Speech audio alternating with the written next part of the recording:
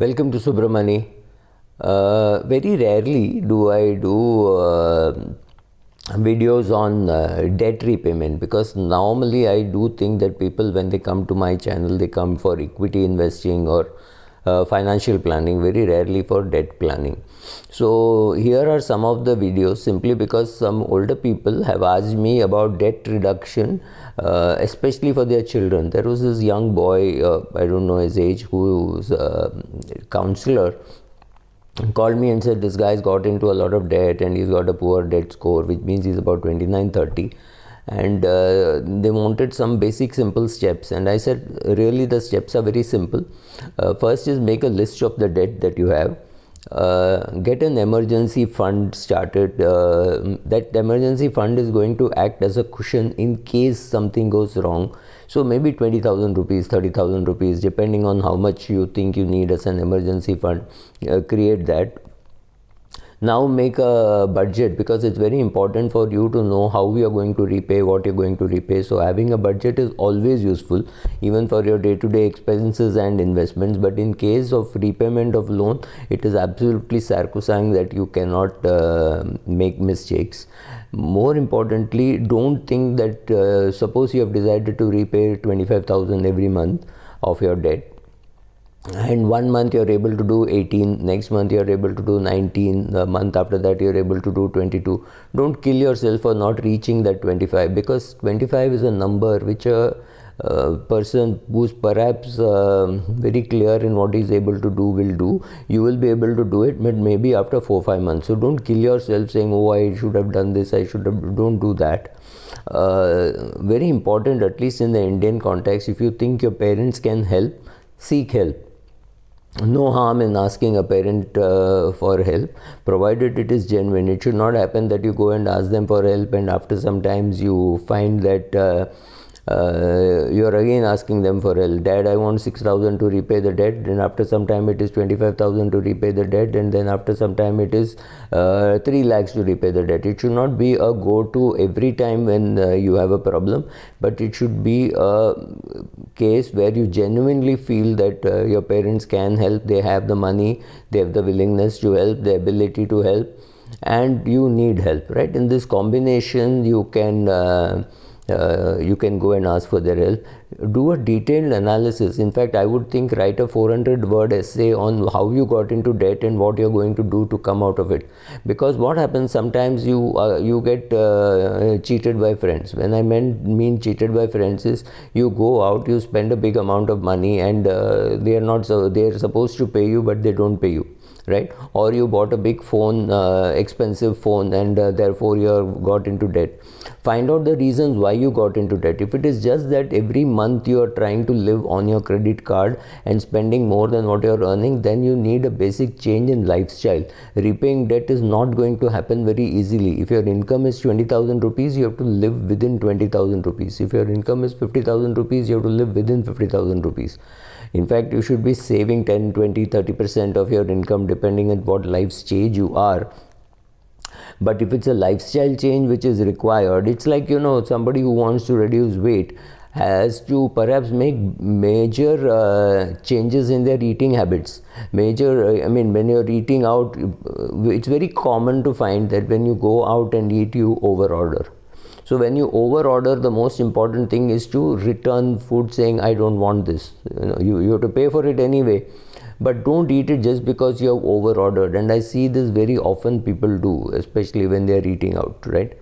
After you have made a list of your debt, after you made a list of your budget, how you're going to repay, then there are 2 ways to repay. One is to say, okay, I've got debt from 8 places, so I will keep on reducing. So I will repay the smallest debt first. This is very common, but I've also seen people saying, oh, I repaid the biggest debt in portion to reduce that amount. So typically, a person has some travel loan, he has a credit card loan, then he has some kind of car loan or a two-wheeler loan, some vehicle loan, then there is a home loan, right? So some educational loan, so about 5 loans. Now, from a tax point of view, it's better to keep the educational loan and the home loan and repay the other loans.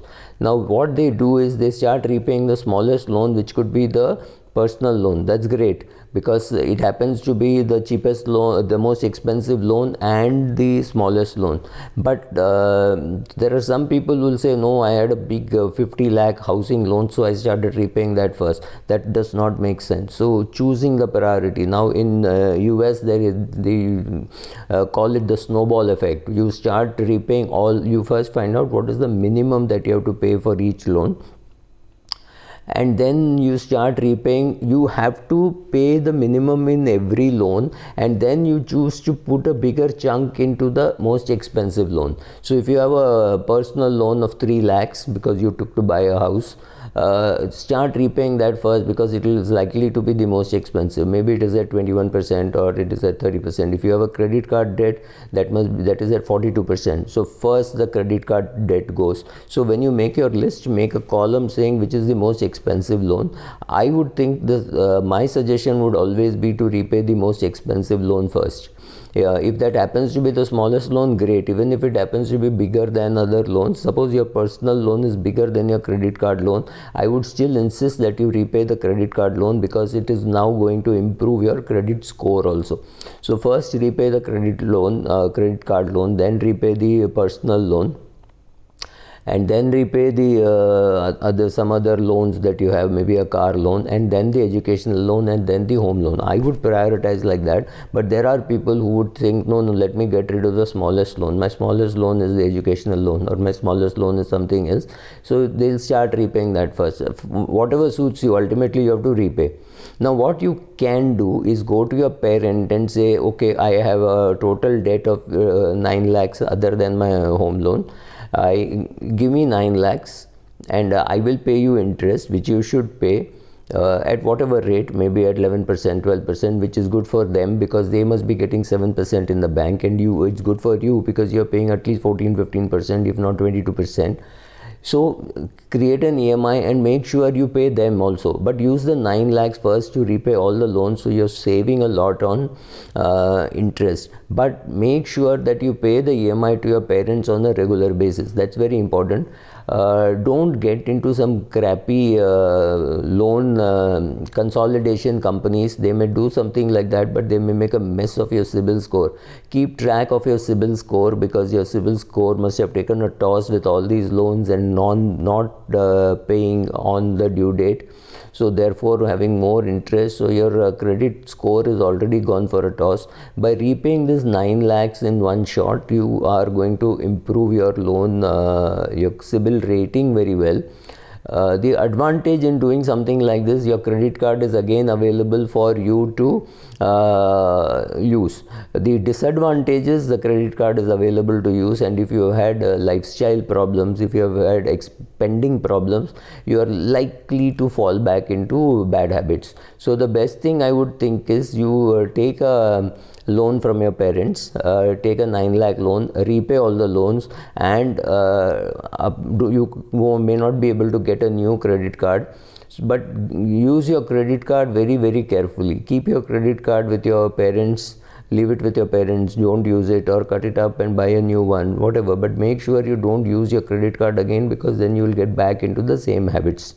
So along the way you will find some help. Somebody might be able to help you. Your parents might be able to tell you, okay, we will waive off a little. Or in case I know of, I've done a video of that, of a grandfather saying, every rupee that you repay, I will also contribute. So he had a 60,000 or 70,000 rupee credit card loan, which the grandfather said, okay, you pay 1 rupee, I will also pay 1 rupee. That was the scheme which I had given to them, and so they did a damn good job. So you can get your parents to say, okay, I've got a 9 lakh rupee loan, I will repay 4.5 lakhs, you repay 4.5 lakhs, help me do that, and that I will treat as a loan. Or any of those things. Take help along the way. Don't try fighting the battle yourself, because then you might fail. Also, don't push yourself to saying that you can comfortably repay 20,000 rupees a month. Don't push yourself to 30,000, because that might break. right? So start with 20, then go to 22, then go to 23, then go to 25, rather than saying I will wait till I can do 30,000. No, it's accumulating, right? So repay the most expensive loan first. Take help from your parents, from your spouse, from your in-laws, whoever it is. Then make sure that you repay. You might miss out in one particular month that you are unable to repay. Don't worry about that. In 1 month you may be able to pay less. Don't worry again. Don't worry about that. Make sure that you reduce your expenses. In fact, I would think that during this period, if it is necessary and you're moved out of your parents' house, move back to your parents' house and try saving some rent, right? So if you can do that, and whatever you can do to collect money to repay the loans, cut the eating out, cut the private transport. Even if you have a car, it doesn't mean you have to use it every time. Use it less. Use a two-wheeler instead of a car. Use a public transport instead of using your car, right? All these things will put some money into you. 100, 200, 500, 1000. Don't bother too much. Whatever you can, repay the loan. And like I said, write that article about why you got into debt and what you can do to come out of it. Because if it is a lifestyle thing, then you need a dramatic change in your lifestyle, which is very negatively speaking. Positively speaking, you need to increase your income, maybe do some side business, maybe do some consulting. Maybe you find a new job which pays more, so whatever extra that you are getting, use that to repay the loan. If it is possible to consolidate the loan, for example, if you have a home loan, shift it to State Bank of India. They have, or I think today many banks have that scheme of allowing you a overdraft facility, so you can use that overdraft facility to repay all the other loans. So that is another very good thing. But remember, what you're doing is you're securitizing, you're increasing your secured loan and you're reducing your unsecured loans. So it is technically speaking not very sensible. But if you're talking of a 1 crore housing loan or a 50 lakh housing loan and a 9 lakh other loan, doesn't really matter too much.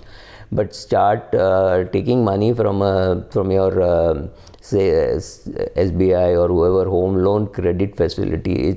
You are going to dramatically reduce the cost of funds, which also you can do by borrowing from your parents. But if your parents can't give for whatever reasons, or your in-laws can't give, won't give, whatever, or they are not very confident of your ability to repay, say you're 34 years of age and you have run into this kind of a debt problem, they may say, oh, what new is this guy going to do? I will not give him a loan. So in such cases, your housing loan mortgage facility against which you can borrow is a very good thing to do, because it will reduce the cost of your loan. And more importantly, once you understand that you have no control over yourself, cut that credit card and throw it away. Perhaps the credit card is a great thing, but you are not qualified to use it because you run into debt. So see what you have done, see how you want to come out. There are companies which can help you, seek their help, but be very careful about what help they are giving, and use your common sense. If they tell you, oh, we can do all this, we can negotiate, we can reduce the principal amount and not just the interest, they may be bluffing. So be very careful about taking help from such people. There are very few. They are not regulated as of now. So you have to be careful whose help you are seeking. Thank you.